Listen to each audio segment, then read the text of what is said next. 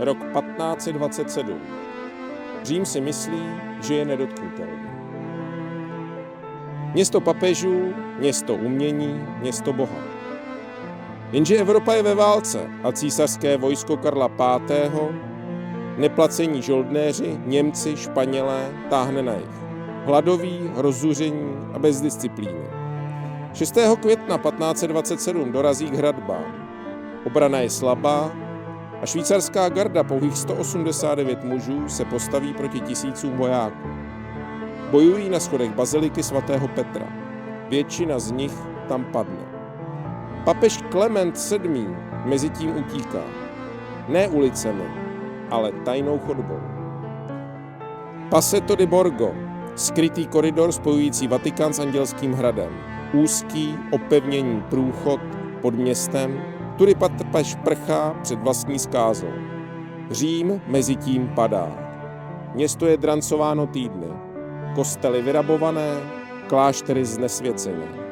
Umělci prchají, ulice plné mrtvých. Renesanční sen o velkém Římě se rozpadá v krvi a bahně.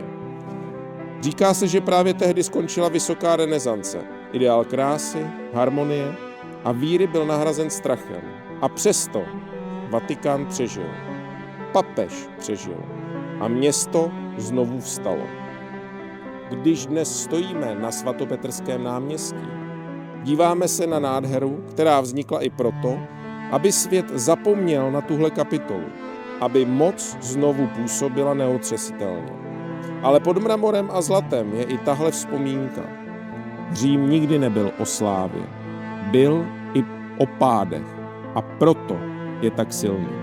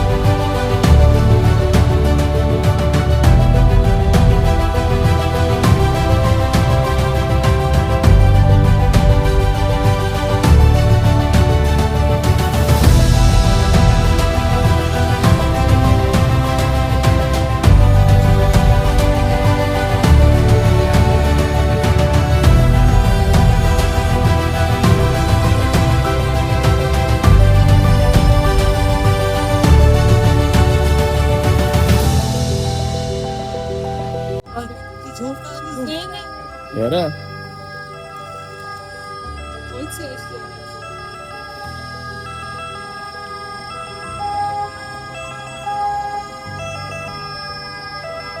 Touhle rychlostí umřeš. Touhle rychlostí ti pomůžou teda. Já nechci povídat. Ty už natáčíš? Ano. Tak Maty, co se ti tady v Římě nejvíc líbilo? Asi ten Řím, jo. Jako celkově, nebo Ano, konkrétní ano, místo? Celkově. A konkrétní místo? Konkrétně. Ale tak celkově. Prostě Všechno se mi líbilo. Bylo to trošku fyzicky náročné, ale dobrý. no, bolí mě no. Co? Bolí na nohu. No to je strašně. A ten za kamerou se usmívá, nebo za telefonem. Můj táta. No. Jako ty se nám usmíváš, že tady trpíme. To je špatný. Tak si to vypni. No mám tady. Od znova, ne? Vypni to. No, to je Od dobrý, znova, ne? Ne, Ježíš, to bylo hrozný. Ne, dobrý. Ne, Ne, ještě jednou. Ne.